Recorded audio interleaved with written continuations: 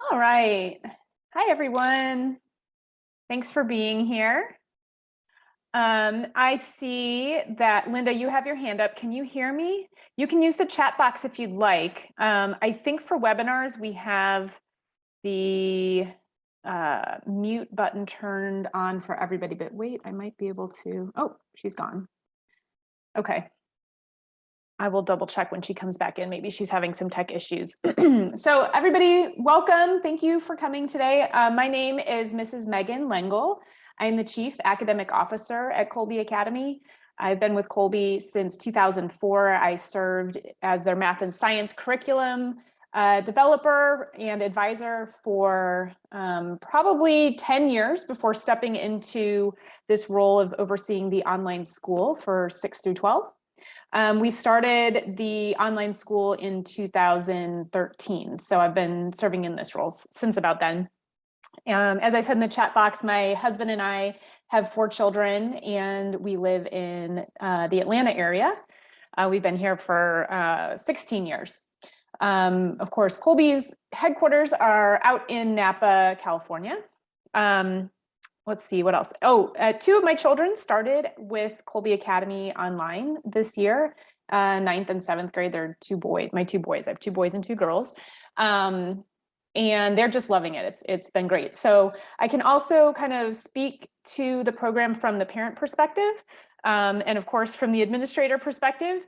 So let me go ahead and share my screen here. I have a PowerPoint. Give me one second.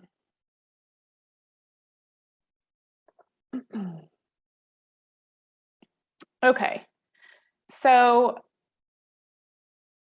hopefully you can see this PowerPoint. It has part 1, part 2, part 3 on there. So if you can't see that, go ahead and just say so in the chat box. I'm going to assume you can.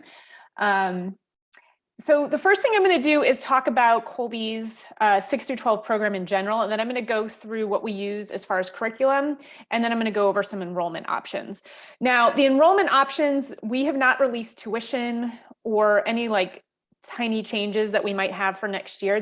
Those will be forthcoming in the next month. So this is kind of all based on this past school year. Not a lot will change, but there's always a little bit of a tuition increase and that kind of thing. But I'll get into that once we move over to that section. But before we get too far, I would like to go ahead and start with a prayer. In the name of the Father, and the Son, and the Holy Spirit, amen. Come, Holy Spirit, fill the hearts of your faithful, and kindle in them the fire of your love. Send forth your Spirit, and they shall be created, and you shall renew the face of the earth. O God, who by the light of the Holy Spirit did instruct the hearts of the faithful, grant that by the same Holy Spirit we may be truly wise and ever enjoy his consolations through Christ our Lord. Amen. In the name of the Father, and the Son, and the Holy Spirit. Amen. All right. And you'll have to bear with me. I do not use Zoom too much. For those of you that are current students, you know that I'm a little more of a pro at Adobe Connect, which is what we use in the online school for our live classes. I'll talk more about that later. But first, a little bit about our namesake. So St. Maximilian Kolbe was a saint of the modern era. As you know, he embraced modern technology with print and radio to reach his audience. We feel that just like St. Max, while we're still rooted in tradition, we're still relevant to the world today. We seek to harness the power of technology to offer a truly Catholic, classical, and flexible education. So if St. Maximilian were here today, we believe he would be using the power of the internet and social media to continue reaching his audience and extend his reach.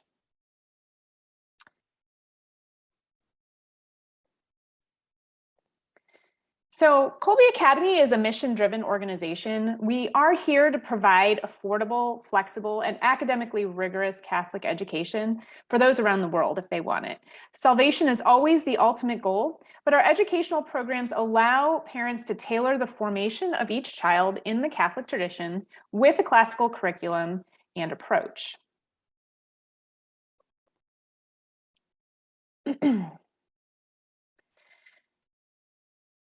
So we were established in 1980 as a day school in Napa, California, but it wasn't too long before families who lived too far away to ask for help with homeschooling their children using the curriculum that we were using at the day school. So it was from those first requests in 1989 that our homeschool program was born. We've grown quite a bit since then. We offer a full traditional homeschool program now for grades K through 12, as well as an online school for grades K through 12. Now, our 6 through 12 school was, I take that back, it was 9 through 12 was established in 2013. And then the following year, we added 7th and 8th, brought it down to 6th, I think in like 2015, maybe 2016. And then we're only on year 2 of our K through 5 program. So the fall of 2020, there was quite a demand for online school all the way down to kindergarten. And so we rose to that challenge. And it really has just been such a blessing. So right now we have about, oh my gosh, I spelled fall wrong. Sorry about that. Just trying to do too many edits too quickly. So we have around 25, actually it's closer to 2,800 total students. So that includes all of our homeschool students. And of those, about 1,100 of those are in the online school. So we offer these traditional homeschool courses for K through 12. And when you're in grades 6 through 12, those are very interchangeable with the online school. So where our K through 5 program is kind of a full program, full time, you have to enroll in the whole thing. Once you get to 6th grade, you can kind of pick and choose. So you could take math online, but homeschool the science course if you wanted to, or you can do everything online if you would like. And then starting in 7th grade, and this is starting to build down towards 6th grade, we have a large selection of self-paced courses also in 6th grade now, but starting in 7th grade, we have all of our courses available in a self-paced format, which basically takes the idea of the homeschool course plan, puts it in a digital format, it integrates videos, and self-graded quizzes on a weekly basis for students to move through the course at their own pace. So a little bit different than our online courses, which meet, at a regular time, are led by a teacher, and the due dates are established by the teacher. And I can talk more about that if you want, although I'm going to be mainly focusing on the online courses right now. And I see I have a chat. I'm just going to be, yes. This is being recorded right now. So if you have anybody you want to share it with, we can. I believe what happens is our marketing team will send out a link to anybody who attended that will have the recording. So you should be able to get that. Thanks for asking that, Barbara. I'm sure other people ask the same thing. Okay, so I am going to go on to the next slide here. And I kind of explained these courses already, but the beauty of the 6 through 12 program is this flexibility in format with our curriculum. So you're going to find the same curriculum generally used throughout all these different formats, but you can kind of pick and choose how you want to do those. So the traditional homeschool courses, you're going to get, you can buy your textbooks through us. It provides a course plan with tests and answer keys. You can also sign up for grading services for those homeschool course plans. The self-paced courses, the students will watch those pre-recorded video classes and then follow the online course plan to master the subject at their own pace. And then in the live online classes, students are going to be in a virtual classroom, kind of like, we don't use Zoom, we use something called Adobe Connect, but they're among peers that are taking the same class, and they have that live instruction, and there's discussion that's facilitated, there's lecture, activities, that sort of thing, all in the live class. And then the teacher assigns all of the coursework and grades it.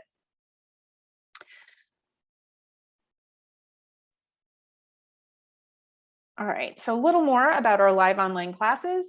So one of the interesting things with the online courses, if you're coming from a brick and mortar school and you're used to a lot of structure, the online courses are really where you want to go first.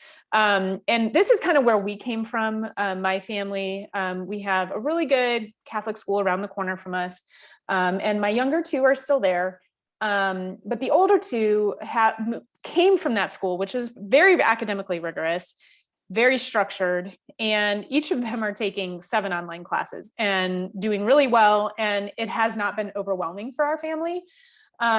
If you're used to homeschooling, if you're coming from a homeschooling environment where you're used to being able to pause for a week or set your own deadlines to kind of pick and choose what you do, if you were to sign up for 7 online classes, it would probably be a shock to the system. So what we always recommend is just to kind of know where you're coming from and ease yourself in, especially if you have like a sixth grader who hasn't done any kind of formal typing before, any online courses in any kind of format before. You might want to just have them dip their toe in and do one course as a sixth grader, or maybe 2 or 3, and then do the other ones as either homeschool or self-paced courses.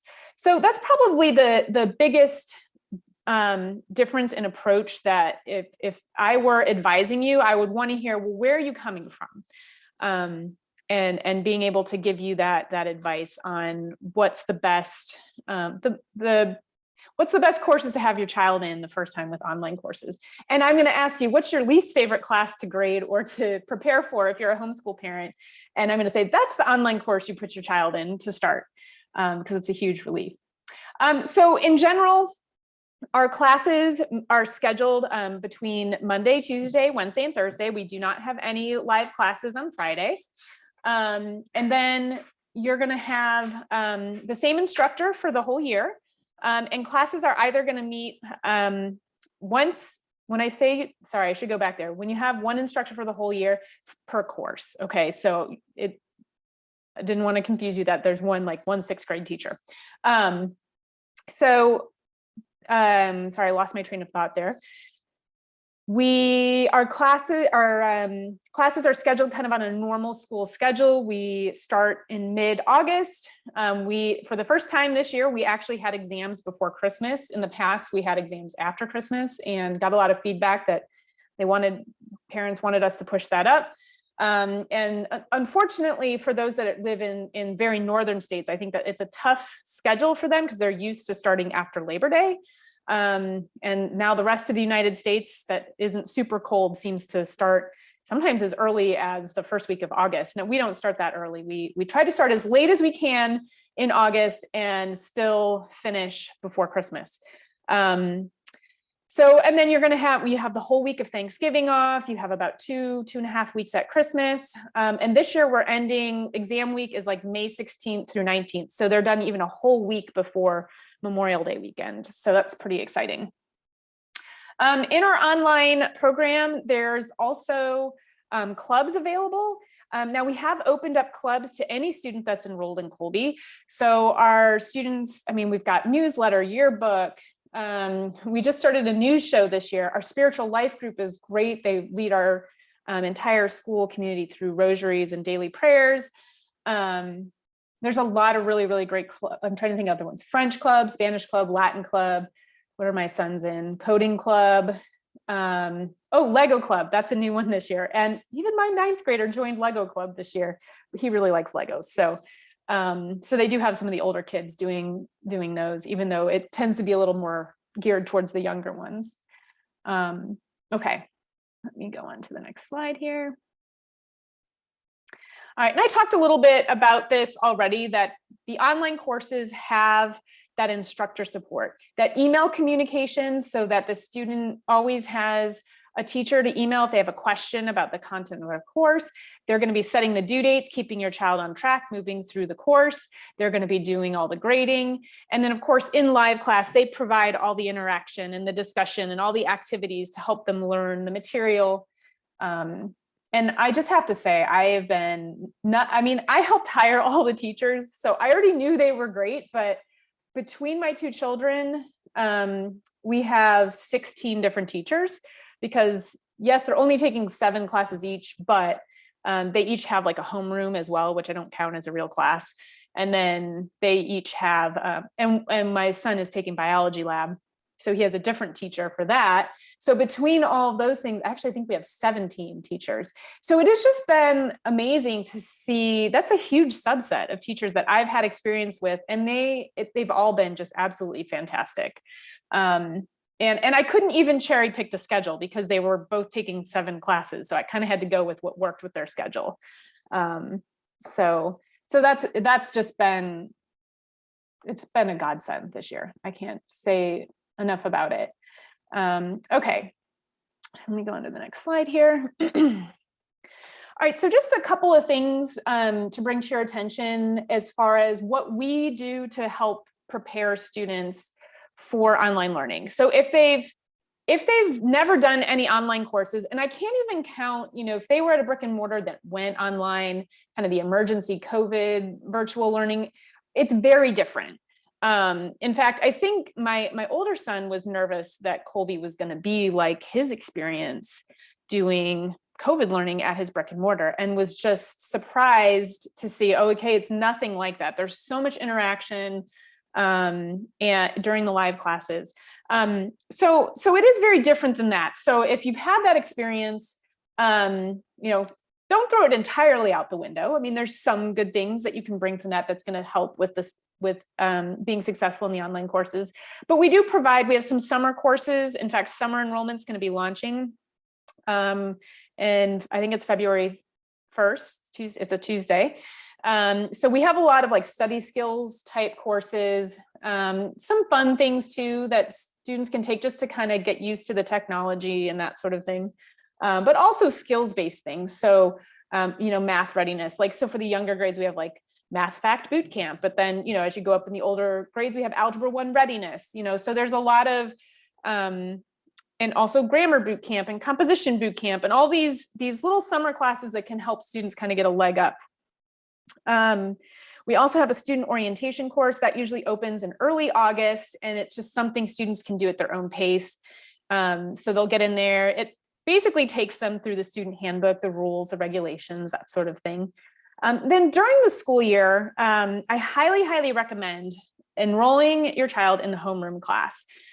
They cover study skills in the first part of the class, and then for the other half of the class, it's mainly a study hall, if you will.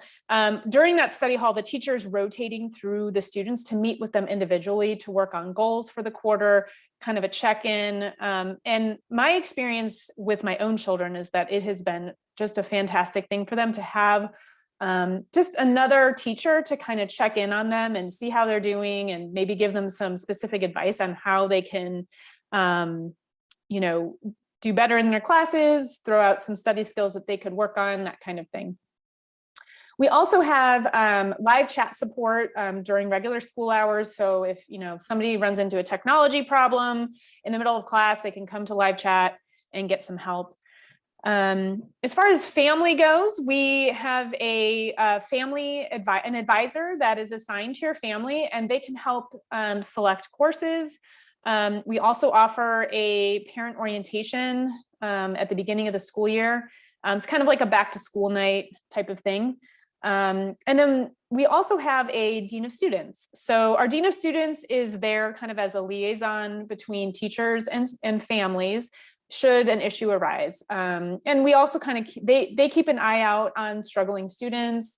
Sometimes they have to deal with some bad stuff, academic dishonesty, that sort of thing. But for the most part, they're there to just kind of support the families and the students that are in the online program. Whoops. Trying to go forward. Here we go.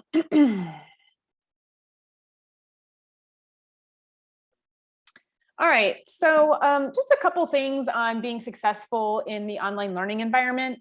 Having a student that has independence and a higher maturity level will make it a lot easier on mom and dad. So I think there's some sort of correlation between how independent your child is and how much you need to oversee them. And I have two very different children. They're both generally independent, but one is more motivated than the other. And so I have to provide a little more motivation and accountability for one versus the other. Also, they're different, ages, 9th grader versus 7th grader. I think time management is something that is, as a parent, when you're homeschooling, there's a lot more like headspace. Like when you send them off to school, you can kind of go, okay, they're over there and they're doing their thing, right? But when they're home, even though they have teachers, there's still kind of this headspace of like, okay, are you supposed to be in class? Are you taking notes? I'm constantly sort of like, are you doing what you're supposed to be doing? So we all share an office. They're not in here right now, but that time management from a parent's perspective, as well as from the student's perspective, and knowing how much you need to, as a parent, kind of help them with that management, versus letting them kind of fly on their own. And obviously each year they get more and more mature and it gets easier. I mean, I've even just seen so much growth in my 2 older ones just in the last semester. So, and of course all of us parents could wax poetic on, on time management and what that means to our family. So, and then technologically inclined is, I will say, as long as there's patience and a willingness to learn, I think anybody can learn the technology. Even typing skills, I've had students that came in with no typing skills and within the month are typing, 25, 30 words a minute. I think ideally 25 words a minute is the best, like to come in having at least that. But, I've had plenty of students that have come in with lower typing skills and they pick it up pretty quickly. We do have some recommendations for typing if you're interested, like typingclub.com is something we use in the K-5 program to practice typing, and it's free. So that's something that you could use. And then as far as the family goes, it's really important that you have the computer power and the internet speed. I think there's nothing more frustrating to a student when, their computer doesn't stay connected to their wireless, or they're not getting enough upload or download speed. And we have all those specs on our website if you want to look and see. Probably one of the biggest problems we see with major tech issues in our tech support is when the child is using like a much older, like mom or dad's old laptop from like 2 laptops ago. And maybe it hasn't been updated or it can't be updated anymore. And you run into a lot of issues there. And sometimes we can get a workaround and sometimes we can't. Now, Chromebooks have been kind of a interesting, they did not work well with Adobe Connect for a while. However, they are now working a lot better with Adobe Connect. So I'm not quite ready to give the full Chromebook blessing, but Chromebooks are pretty inexpensive. So that might be something that can be used for a student that's an inexpensive option for a family. And then this one I think is hard, that's study space, right? So, we're homeschool families. How do you find a location for your kids to do class and it's quiet, right? So at least in our house, what we do, they have headphones. And usually, one kid will say to the other, "Shh, I'm about to go on mic." And then we all kind of try to respect that. If I have a sensitive call or something like that, I usually just go into the other room and take it there. But when they're in class, I mean, they're paying attention, they're engaged. So they're not really paying attention to what is going on over here. And, I'm over here and I'm trying not to make sure they know all the secrets, right? So that's been challenging, but we've made it work. So, and the room that we're in is very conducive to studying. It's, it's bookshelves, it's got, art supplies, it's a homeschool room. We don't allow electronics in the bedroom, but I know that sometimes that is the only option for families depending on where you live. So, you just have to figure out something that works for you guys. Okay. This is a list of required equipment. I want to point out the headset and webcam and printer. I think a lot of us are used to not printing things out, but we do have a good bit of printing that happens, not tons, but for example, all of my children's math tests, they had to be printed and written. So, and occasionally there'll be some worksheets or that sort of thing. So that is a requirement. And then the ability to scan work, or you can just use, you can use a smartphone. My kids will just come borrow my phone when they need to upload something. We have it hooked to their Google Drive, and their Google Drive is hooked to their Schoology account, so they can just pull the image right in. And that's worked really well. Once you figure out a system, it's super fast. The other thing I want to point out on here is, well, first of all, Microsoft Office, Kolbe actually provides Microsoft Office for free up to 5 devices per student email address. So we issue the student a mykolbe.org email account. And and then Microsoft Office can be downloaded, and that includes, it's actually Microsoft 365. It includes Word and PowerPoint and Outlook and a couple other things as well. textbooks. So Kolbe sells all of their books in the bookstore. Depending on the kind of enrollment option that you choose, you may end up with a bookstore credit. And so we highly recommend that you buy your books from us because we carry the proper editions and all that sort of thing. Occasionally we get questions on whether a student can use an e-reader like a Kindle or a Nook or something like that. And we highly recommend getting an actual physical textbook. One, because students can write in the margins, and we have a lot of teachers that encourage that. And two, when they're following along in class, sometimes teachers will be like, hey, turn to page 55. And with e-readers, there's no page numbers. It's always done by like %. So it's harder to follow along in class. Now, if there's a special learning need situation like that, that's totally different. But just the general recommendation is to use the physical textbooks. And then, of course, notebooks, pens, pencils for each class. I always throw that on there because I just think it's so important for students to take notes. You know, when they're actually writing, studies have shown that it actually sticks in their brains if they're using pen and paper rather than like typing on the keyboard. It really does help them to remember things. So, okay. So technology skills. I kind of already talked about this a little bit, so I think I'm just going to quickly glance through this, browse the internet. Yeah, I think I talked about all this. So I'm going to go on to the next slide. I will just say that I feel like kids these days figure out the technology so much more quickly than they did even 9 years ago. So when we first started, I feel like technology skills were always on my brain, like, oh, I got to have good tech skills. But I mean, at this point, my 7th grader is almost a better technologist than I am. And we really de-emphasize screen time in our house. So it's not like he's been, you know, in computers for a long time. So this has really been like the first time where they've really had a lot more access to screens, and it's just a lot more intuitive now. So I don't think there's as much of a worry, as long as, you know, there's somebody in your household that's patient with technology and can kind of help them move along. Okay.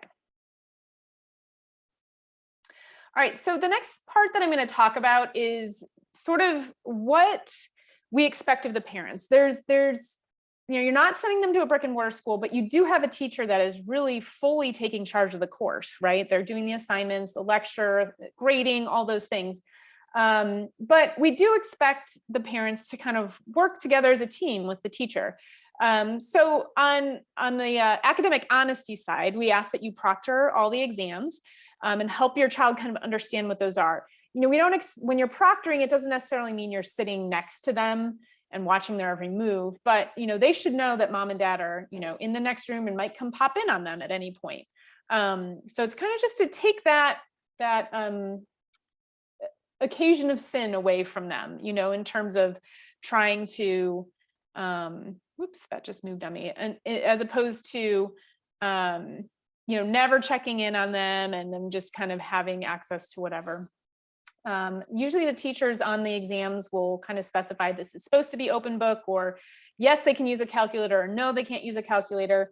So like when my son has a math test, usually it's like the first 2 pages, he can't use a calculator. And then the second 2 pages he can. So he'll bring me the test and his calculator. And then once he finishes the 2 pages, I'll give him the next 2 pages in the calculator. And it's, you know, he probably would not have cheated if I was just sitting there, but it kind of just helps him to be accountable, knowing like, look, I'm doing what my teacher asked me to do. So, so that's one way that we ask the parents to partner. And then let me go to the slide that popped up before. This working together as a team, just kind of what does that look like? So the teacher is obviously going to be determining the curriculum pacing and all the grading, giving the live instruction. They'll provide your student with resources and support, and they'll even give those collaborative opportunities for the students to work together. And then for parents, we just would really like you to respond to teacher concerns. So if a teacher reaches out with a concern, you know, don't be worried about it. Just work together with the teacher to help. Let's get your child on track and help them be successful. You know, review those grade books with your child. Go through and look at the feedback. A lot of parents forget that they can click into assignments and literally see the feedback that the teachers have given, where they've said, this is wrong, you need to add this, or good job, or whatever. So, I mean, I think when I look back on last semester, the feedback that my teachers gave my two children helped them grow so much. So like you're missing out on a good piece if you don't go click into those assignments and see what the teachers gave feedback on. Now, sometimes the assignments don't warrant feedback. They're just kind of yes or no or whatever, but a lot of them do. So ensuring a good study environment, which is challenging. This is a big one for me, providing safe internet for the student. We use Disney Circle in our house, which is I forget what it's called. It's an internet filtering service that came with our router. And I can turn the internet on and off from anywhere. So if I leave the house and I go, oh, shoot, I forgot to turn off the internet, I can go and turn it off. It's connected to our TVs. I can turn that off.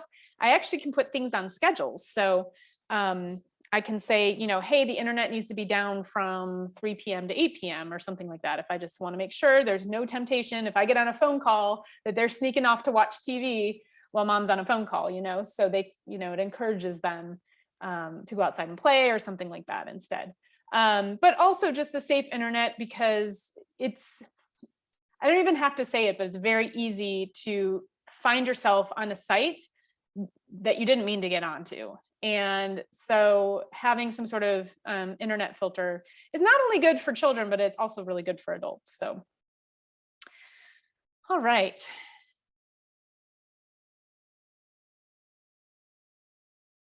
Okay, so we have a couple of really great ways for students to get involved in our community. I think that's one of the I think it's something that sets Kolbe apart from other online schools, is that our students really do form community. We're excited. We're doing live graduation again this year. We haven't been able to for the last 2 years because of COVID, but it's going to be in Atlanta this year. And one of the seniors supposedly is like renting a bus and trying to get a bunch of Kolbe students to come down. And I was like, well, she wanted me to promote it. And I was like, I can't officially sponsor anything like that, but I'm very excited to see how excited you are about coming down to graduation. So, but I just think that just points to, these students after, 4 years or 6 years or 7, however long they've been in the online school, how much they really do get to know each other.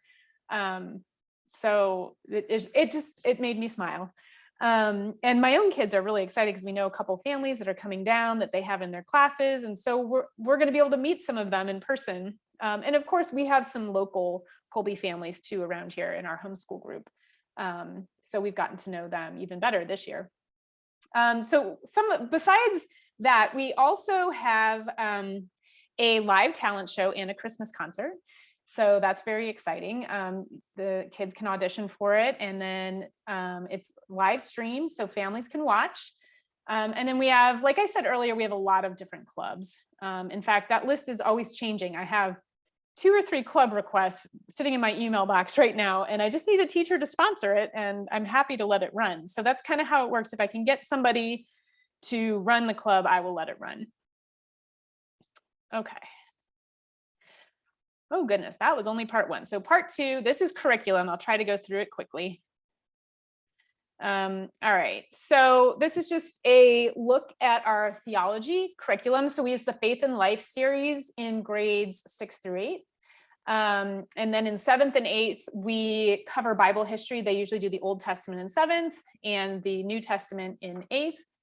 And then in theology, in high school theology, we use the Father Lowe texts along with some primary source material. And starting in 10th grade, we do church history. So you have church history 1 in 10th grade, and then church history 2 in 11th, and church history 3 in 12th grade.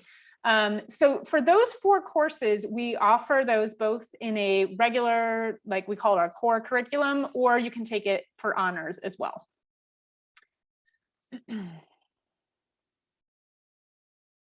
All right, and then English, one thing I want to quickly say about English is that we do English and literature as separate courses at Kolbe. So English is going to focus more on the skills, grammar, composition, and literature is going to be reading the good books and doing analysis on those. So we use Voyages in English we actually use Voyages in English for grades 3 through 8 as well. If you happen to have a K-5 student, you know that. And then in English 9 through 12, we do a thorough treatment of grammar, logic, and rhetoric. So the grammar stage, we focus on that in the first year of high school English. And then the second year is logic, third year is rhetoric. And then in 12th grade, we offer creative writing. And there's also the option to take honors creative writing as well.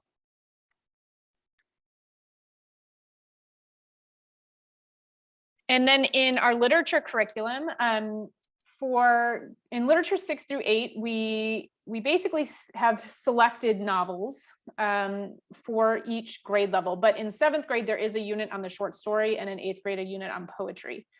And then in high school is where you get really into the classics. So Greek literature in 9th grade, Roman lit in 10th, and then literature of Christendom, which is kind of like medieval.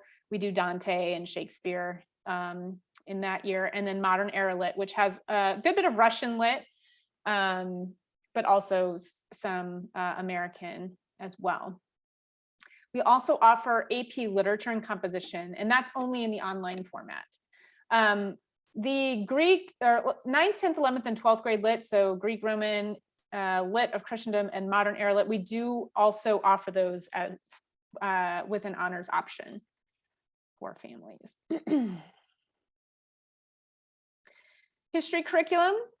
We use the Catholic Textbook Project series in 6 through 8, and we also offer some of those books as high school online options using Western Civ, Light to the Nations, Volume 1 and 2 is our Western Civ 1 and Western Civ 2 for high school credit, and American Civ. So the books, when we use those books in the high school, there's just more paper requirements and things that the high schoolers have to do versus when we do it for middle school.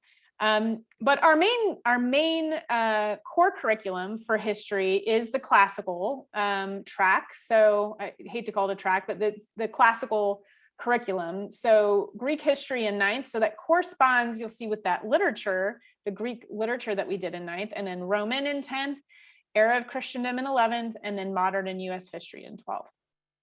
We also offer government as an elective, and that's just a single semester.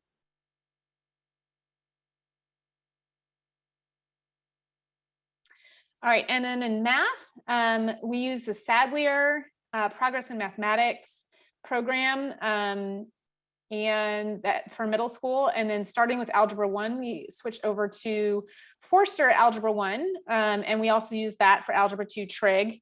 And then we just adopted a new geometry curriculum called Discovering Geometry. We use Forster Pre-Calculus, and then we are adopting a new AP Calculus book by Sullivan for this coming year. And then we also offer AP Stats in the high school. On top of all that, we offer math labs for grades 6, 7, 8 in Algebra 1, and that's going to be a more remediated approach to those courses. So it gives the student more time with the teacher, more time to practice concepts, and kind of hear things again. So that's like an additional meeting, an additional hour or so per week that they would have live time with the teacher. So that's an optional thing. And then science courses. So one thing that's really different about Kolbe compared with some other Catholic homeschooling programs is that we do use secular textbooks. We just feel that it's a lot easier to bring in the beauty of God's creation, and that faith and science don't conflict. It's a lot easier to do that with just starting with standard secular textbooks. There is no Catholic science textbook out there, really. The publishers that have made it are Protestant. So there is then there ends up being like some theology kind of woven in there that is not necessarily congruent with Catholic church teaching.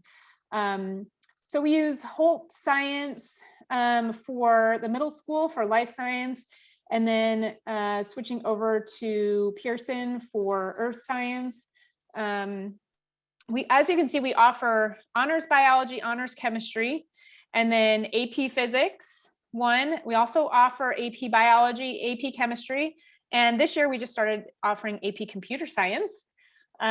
And then we offer a separate hands-on lab for like big science buffs like my son. He loves biology lab. He's got the microscope. He wants to always go out to the creek and get weird things to see what it looks like under the microscope. And those are very popular. We had 3 sections of hands-on biology lab this year, 2 of chemistry. But we do try to integrate hands-on lab into the actual courses themselves as well. So that's a little bit of a change for next year. We're trying to find a way to do just hands-on lab and kind of move away from the virtual lab if we can. Still trying to work that out because we want to make sure that, we don't have to have parents spending too much on equipment. But we really believe that science could be done well with some of those hands-on lab experiments to get that lab credit. Okay, now on to languages. So we offer 3 different languages in the online school. We offer up through AP Latin. Form Latin 1 and 2 is in middle school. And then we offer French and we offer Spanish. At some point, we would like to offer high school Spanish 4 as well. If we can get students that would be interested in taking that. For some reason, Latin and French are just more popular at that level anyway. Spanish is probably one of the more popular ones for students that just want to kind of get their language credits out of the way, if you want to call it that. We also offer with those languages, with French and Spanish, is a conversation lab. So it's an extra thing students can sign up for to give them a little more practice speaking the language with the teacher. My son is doing French. He's in French 2 and in Latin 1 this year. And he loves the lab. He just thinks it's great. So I would highly recommend it. We offer that for the first 2 levels. So French 1 and 2 has a conversation lab with it, and Spanish 1 and 2 also has a conversation lab with it. Okay. Let me make sure there's no questions. Oh, Ashley, I see your question here. So the middle school math books, so 6th grade is Sadlier Progress in Math. And then when you get to the 7th grade book, it's still kind of like an extension of that series, but the 7th grade one is called Fundamentals of Mathematics. And then students can either go right to Algebra 1 after that if they excel in that, or they can do the Foundations of Math course, which is basically a full pre-algebra course.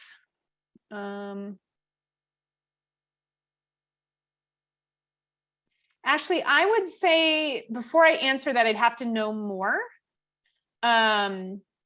We can definitely do some accommodations. Due dates are usually not things that we can accommodate, but if it was on like just an occasional thing, like if she had a flare up or something, we could probably accommodate that. But I can put you in touch with our Dean of Students if you want to talk more about that before making a decision. I'd be happy to do that. Okay. On to fine arts and electives. So we currently offer drawing and painting and drama in fine arts. And then we have a couple of semester electives, health and government, and health can actually count for PE credit. And then AP computer science and philosophy, those are full year courses. And those have been very popular this year. So, all right. And then I talked a little bit about homeroom already. And so I won't spend too much time on this, but I do want to highly recommend for new students, not only do they get study skills in here, but this is really where they get to start meeting other students, building community. It's just been great for my kids to get to know other kids in their class. And it gives them an opportunity to study with them too, like, hey, let's talk about the paper that's coming up in Miss Finnegan's class, so it's definitely a good thing. And so if you have more questions about that, I'm always happy to answer that. Let me go on to here.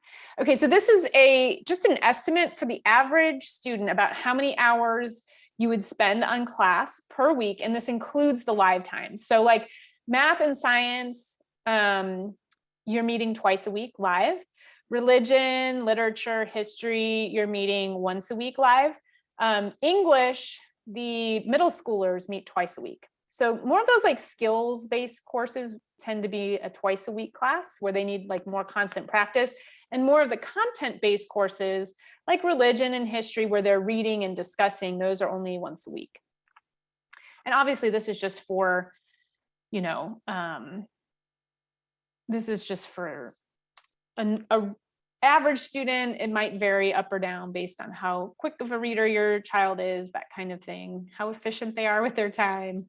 And then if you are doing an AP or honors course, you're going to add probably 2 to 3 hours per week on that, just as far as the number of assignments or amount of the depth of assignments, I should say. All right, so now moving along to enrollment options.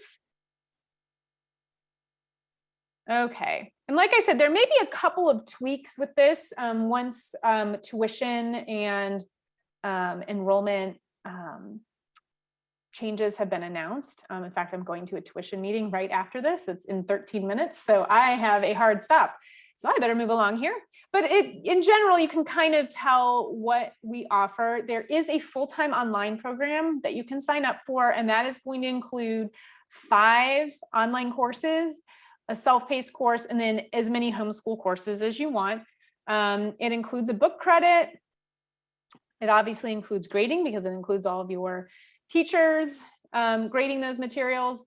You're automatically enrolled in the diploma program and get transcripts. It includes tuition for homeroom, and then it includes an assigned advisor for your family.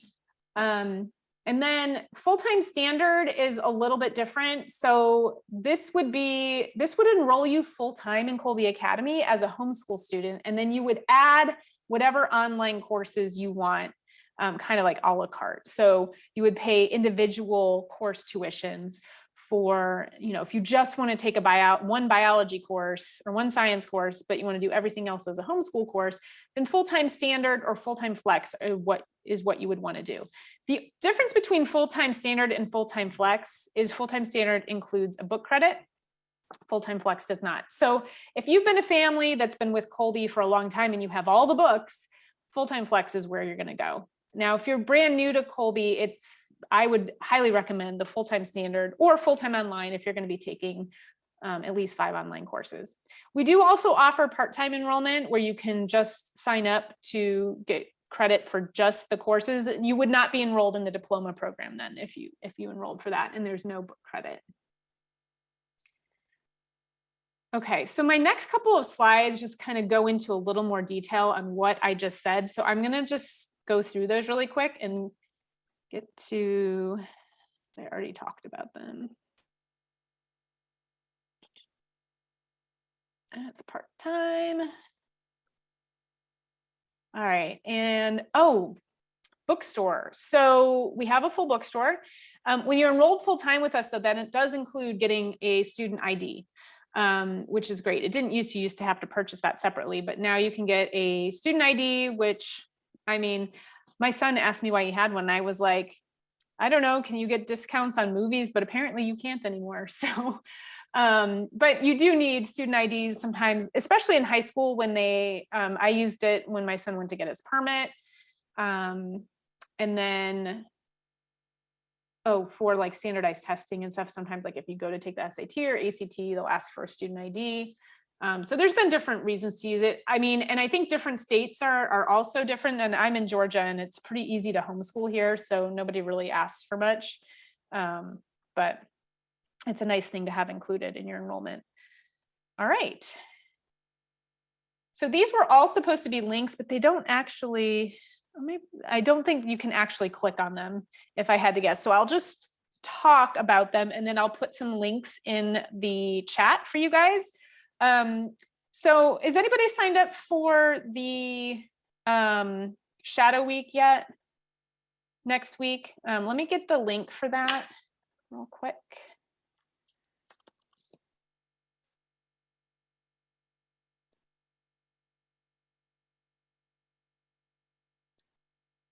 Oh, good, Ashley, you are signed up.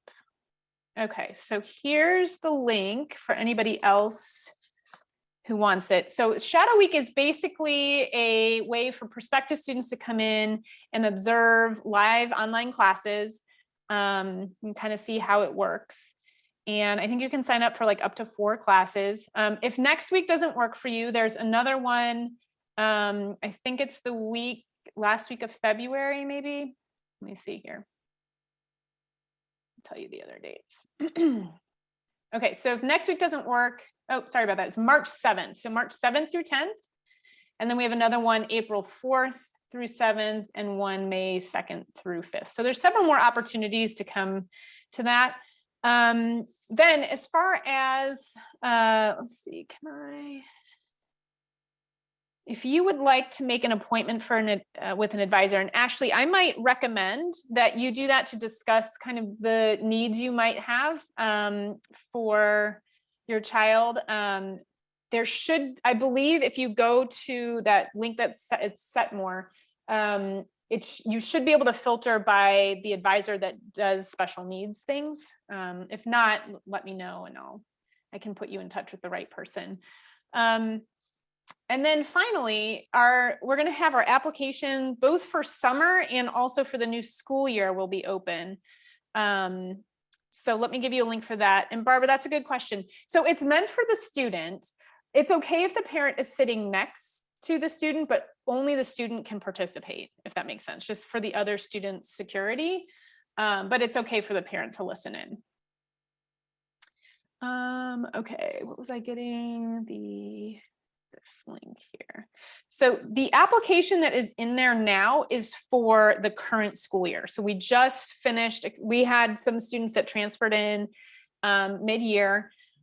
So in about 2 more weeks, the application will be live for the 22-23 school year, as well as for the summer 2022.